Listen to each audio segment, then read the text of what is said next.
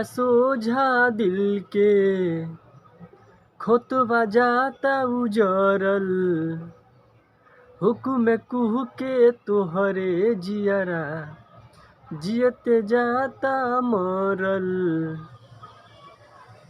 हो अखिया सोझा दिल के खोतवा जाता उजरल, हुक्म कुह के तोहरे जियरा जियते जाता मरल। अब हम का करी जीही का मरी तोहरा बिना हो सनम, तू ही तो हऊ जान हो, तू ही तो हऊ जान हो, तू ही तो हऊ जान हो, तू ही तो हऊ जान हो।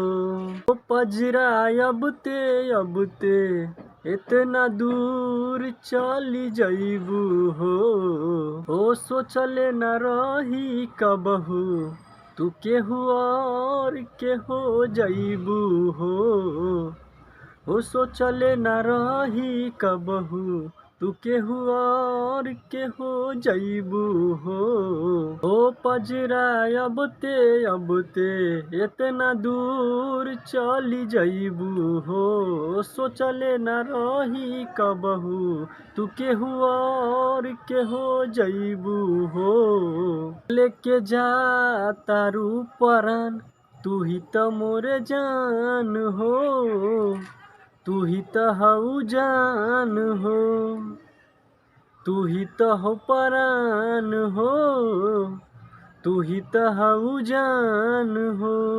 ओ लोगवा पे बहुते हंसनी दोसरा के समझली पागल, ओ लोगवा पे बहुते हंसनी लोगवा के समझली पागल। हो अब जाके ई बुझाइल अपने घर में अगिया लागल, हो अब जाके ई बुझाइल अपने ही घर में लागल अगिया। ओ लोगवा पे बहुते हंसनी लोगवा के समझनी पागल, अब जाके हम समझनी अपने ही घर में अगिया लागल। हो धुआं धुआं भइल जहान तू ही तो हऊ जान हो, तू ही तो हऊ जान हो, तू ही तो हऊ जान हो, तू ही तो हो परान हो, तू ही तो हऊ जान हो। तो दोस्तों ये गाना आप सभी को कैसा लगा? आई होप अगर ये गाना आप सभी को अच्छा लगा हो तो वीडियो को लाइक करके चैनल को जरूर सब्सक्राइब कर दीजिएगा और अपने दोस्तों के पास शेयर कर दीजिएगा।